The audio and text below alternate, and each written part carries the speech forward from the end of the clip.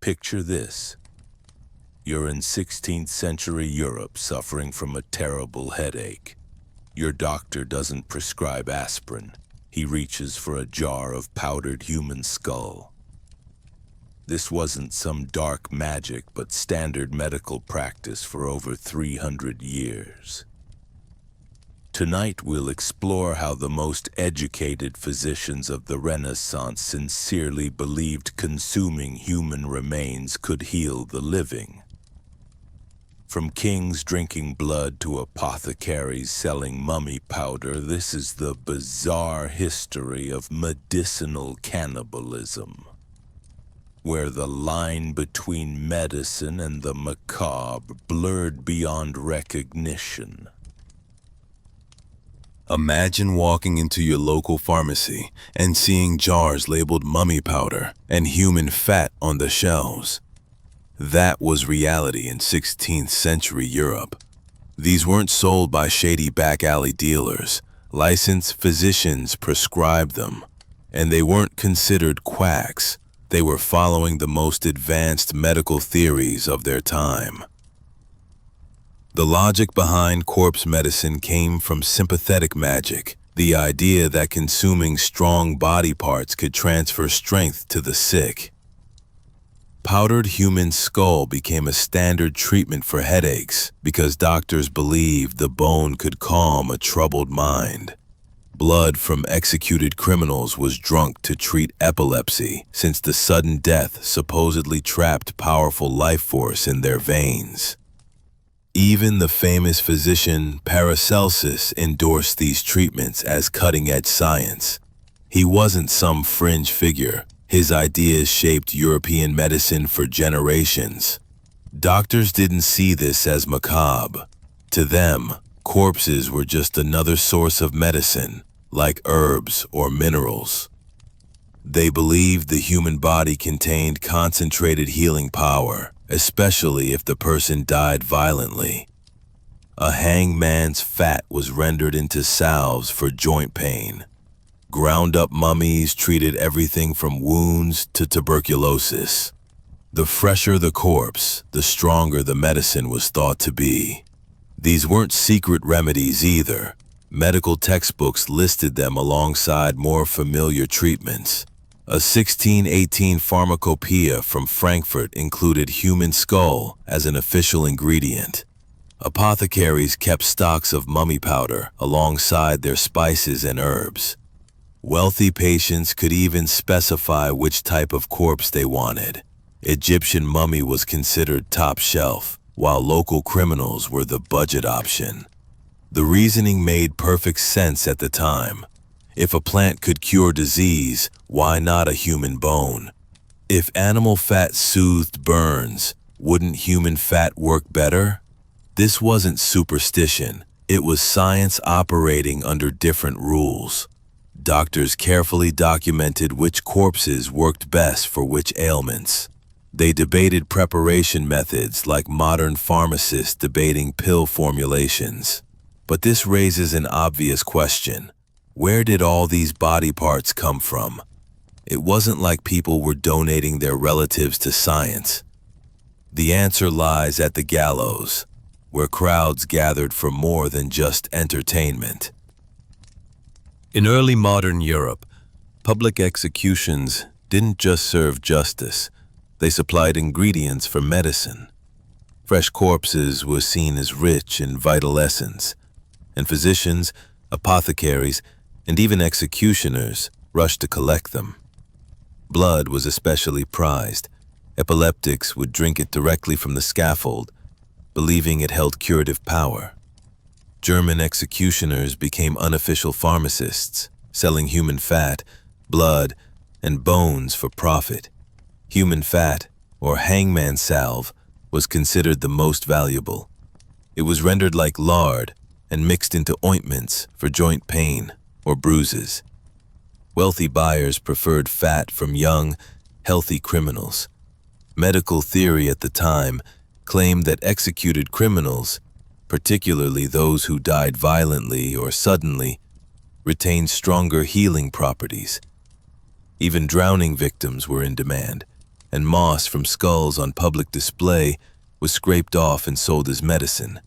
This wasn't black market activity. It was legal, widespread, and taxed.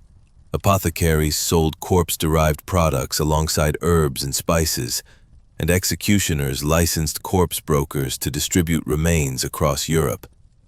In Hamburg, body parts were regulated like any other commodity. Official price lists show that products like mummy powder could sell for more than luxury spices. Interestingly, demand often came from religious institutions. Monasteries and convents bought skulls and other human remains to treat ailments.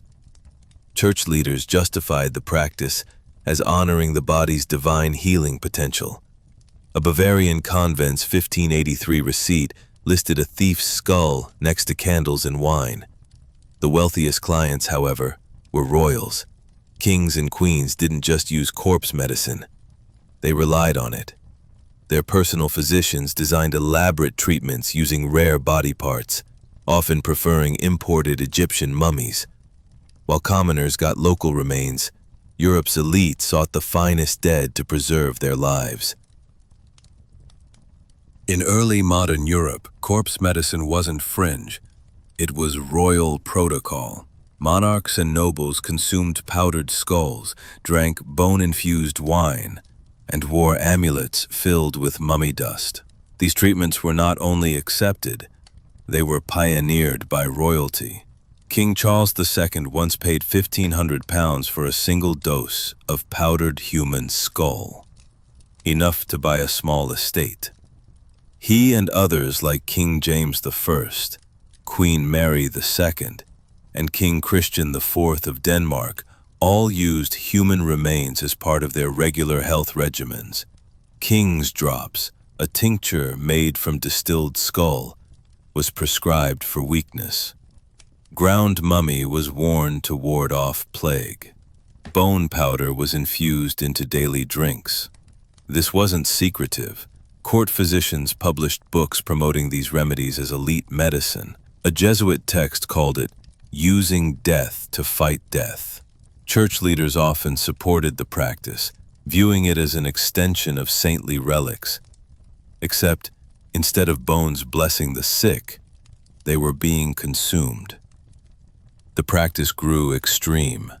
In 1492, Pope Innocent VIII was given a primitive blood transfusion. His doctors drained 3 boys and fed him their blood.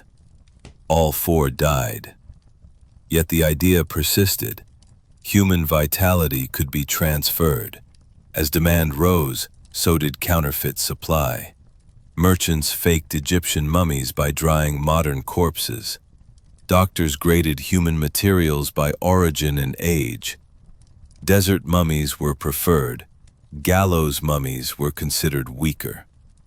What ended corpse medicine wasn't discussed. It was progress. By the 18th century, drugs like cinchona bark and advances in chemistry outperformed human-based remedies. Still, for over 300 years, Europe's most powerful people believed that consuming the dead gave life, and they paid handsomely for the privilege, while the poor often went hungry just outside their palace gates. By the early 18th century, medicinal cannibalism was still clinging to life. In 1720, a London doctor prescribed moss from a dead man's skull, a common remedy long after science had begun moving on. While elite physicians in cities embraced new medical theories, rural healers continued using mummy powder, skull moss, and even rendered human fat well into the 1800s.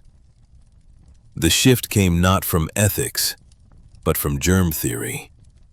Once doctors understood that disease came from microbes, not imbalanced humors, corpse medicine lost its logic. Consuming blood wasn't life-giving anymore. It became dangerous. Laws banning the use of executed criminals in medicine emerged by the mid-1800s, not due to moral outrage, but because it was unsanitary. At the same time, chemistry and industrial medicine offered better alternatives. Coal tar could replicate the dark color of mummy powder without the mummies. Iron supplements replaced skull dust. The 1851 World's Fair highlighted synthetic quinine, proof that effective treatments no longer needed human ingredients. Yet, instead of acknowledging this transition, the medical world rewrote history. By the 1880s, textbooks erased 3 centuries of corpse medicine or dismissed it as primitive superstition. Despite the fact that Queen Anne had used skull tinctures in the early 1700s, still, traces remained. Executioners in Bavaria quietly sold human fat as late as 1870. Rural healers stirred tea with hanged men's bones into the 1890s. Even neurology flirted with the idea. Researchers in the 1880s believed skull fragments from epileptics might cure epilepsy. So why did corpse medicine finally die out? Not because of ethics, but because of trains. As railroads connected remote villages to modern pharmacies, aspirin became more accessible than powdered bones. Convenience, not conscience, buried the practice. And while most remedies were wrong, some weren't entirely off. Moss from skulls has mild antibiotic properties. Human fat worked as a soothing salve base. They misunderstood the science, but occasionally stumbled into results.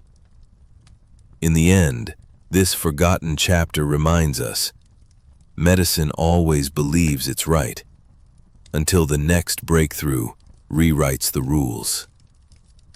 Here's the thing about skull powder and blood tonics. They made perfect sense at the time, not because people were foolish, but because medicine follows the rules we give it. Next time your doctor recommends something new, ask yourself, will this look like barbarism in 2200? History's full of treatments that switched from genius to grotesque overnight. Leeches disappeared, then came back. Mummy powder stayed mainstream for centuries before vanishing. We're all just guessing based on what we know now. Maybe in 200 years they'll screen this video in med school while laughing about our chemotherapy and SSRIs. Medicine's a spiral, not a straight line. Sometimes the past circles back when we least expect it. Let me know in the comments what modern treatment you think will seem craziest to future historians. And if you've got theories about why corpse medicine lasted so long, or why we've forgotten it, drop those too. The weirdest parts of history are always hiding in plain sight.